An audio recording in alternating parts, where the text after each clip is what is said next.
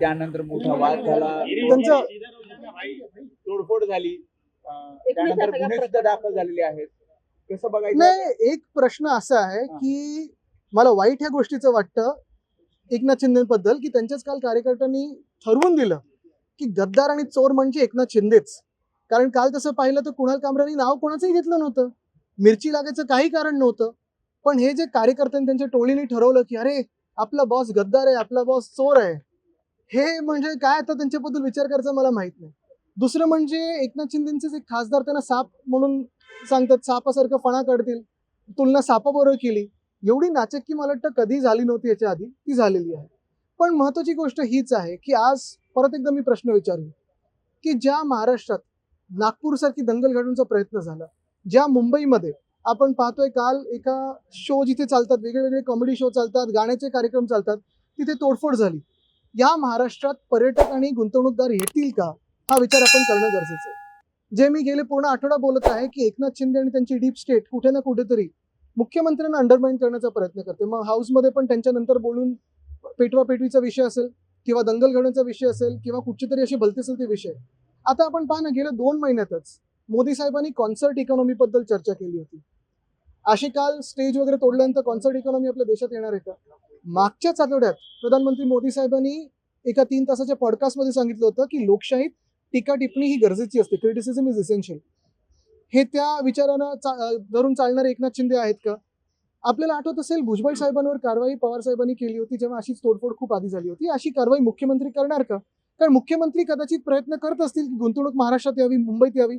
मुख्यमंत्री प्रयत्न करत असतील की साधारणपणे पर्यटन आपल्या राज्यात यावं. पण ह्या घटना घडल्यानंतर कोणी आपल्या राज्यात येणार नाही. आणि हा कदाचित एक प्रयत्न असेल एकनाथ शिंदेचा की फडणवीस साहेब किती अकार्यक्षम आहेत हे भाजपच्या केंद्रीय नेतृत्वाला पटवून देण्यासाठी. देवेंद्र फडणवीस म्हणतात की कुणाल कामरानं माफी मागावी, अभिव्यक्ती स्वातंत्र्य म्हणजे पण स्वैराचार नाही. कोणाची माफी मागावी? गद्दार आणि चोर हे एकनाथ शिंदेच आहेत असं मुख्यमंत्री पण मानतात का? कारण त्यांनी तर नाव घेतलं नाहीये. काल पहिला जेव्हा मी व्हिडिओ पाहिला तो मला माहित नव्हतं कोणाबद्दल बोलत होते.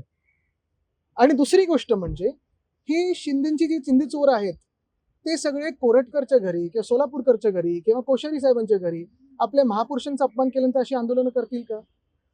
हाही प्रश्न मनात येतो. शी शी बघा, कचऱ्याकडे लक्ष नका देऊ. संविधान दाखवलं कुणाल कामरा, त्याचीच भीती भाजपला वाटते. नाही तसंच देवेंद्र फडणवीस म्हणतात की राहुल गांधी सुद्धा अशाच प्रकारचं लाल संविधान ते दाखवतात, मात्र संविधान वाचत नाहीत म्हणून हे असं. बघा, हे रंगाचे खेळ सगळे भाजपवाले करत असतात. लाल असेल, तुमचं रक्त पण लालच आहे ना. आपल्याला आठवत असेल हीच भाजप आहे जे महाराष्ट्रात शेतकऱ्यांचा मोर्चा मुंबईकडे येत होता तेव्हा त्यांना अर्बन नक्सल आणि माओवादी बोललेले. जे शेतकरी आत्महत्या करत होते, ज्या शेतकऱ्यांची परिस्थिती अजूनही बिकट आहे आणि ज्या शेतकऱ्यांना कर्जमाफी देऊ असं सांगून भाजपने आता फसवलं, त्यांच्याबद्दलच बोलतात.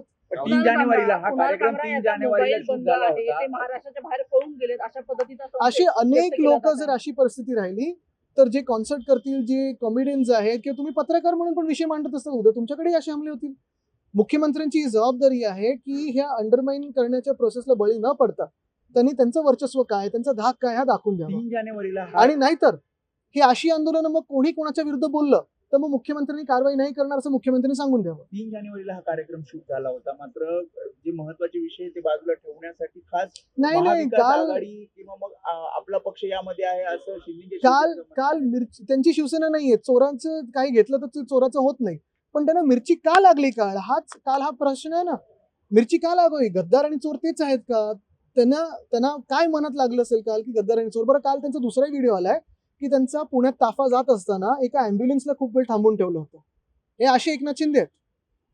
आता त्या हॉटेलवर अनधिकृत जे बांधकाम आहे त्याच्यावर हातोडा चालवला जातो मुंबई महापालिकेच्या. नाही, दुर्दैव असं आहे की आमचे मोदी साहेब जिथे कॉन्सर्ट इकॉनॉमी बद्दल बोलतात आणि क्रिटिसिझम इज एसेन्शियल बोलतात, त्यांचेच काही मित्रपक्ष असे वागतायत की त्यांची बदनामी होते. दुर्दैव आहे. म्हणजे खरोखर मला वाटत होतं की मुख्यमंत्र्यांचं तर एवढं बहुमत आल्यानंतर महाराष्ट्रात स्थिरता, सुख, शांती, समृद्धी येईल, पण ते न करता कदाचित हे काही एलिमेंट्स डीप स्टेटच्या त्यांच्या हाताबाहेर जातात का हा प्रश्न पडतो.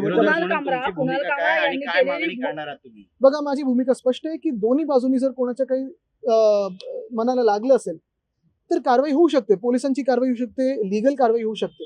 पण कुणाल कामरानी नेमकं काय म्हटलंय की एकनाथ शिंदेनं झोंबलंय हे एकनाथ शिंदेने सांगावं. आणि दुसरी गोष्ट म्हणजे जसं नागपूरमध्ये ज्यांनी कोणी दंगल केली त्यांच्याकडून पैसे आकारले जातील आणि आकारून घ्यायलाच पाहिजे, काढलेच पाहिजे. तसं एकनाथ शिंदेकडून काढून घेणार का तोडफोडीसाठी आणि मुंबईच्या बदनामीसाठी, हे पण सांगा. आज कुणाल आज कुणाल बैठक कामराच्या आहे. कवितेचं तुम्ही समर्थन बघा करता का? बघा एक आहे, नाही समर्थन वगैरेची गरज नाहीये. काल मी पहिला मला प्रश्नाचं उत्तर येऊ द्या की का झोंबलं, गद्दार आणि चोर एकनाथ शिंदेच आहेत का, हे स्वतः मान्य करतात का की त्यांच्या कार्यकर्त्यांनी ठरवलंय, ते त्यांनी सांगू दे. आज- आज 3 वाजता बैठक आहे. महत्वाची गोष्ट ही आहे की मी 2 वर्ष सातत्याने जे विषय लावून धरत होतो, रस्त्याचा घोटाळा, हा घोटाळा आहे, घोटाळा आहे, घोटाळा आहेच. त्या घोटाळ्यावर मुख्यमंत्री ईओडब्ल्यू चौकशी लावतील का, एवढाच तुम्ही जाणार स्पेसिफिक प्रश्न. बैठकीला? 100%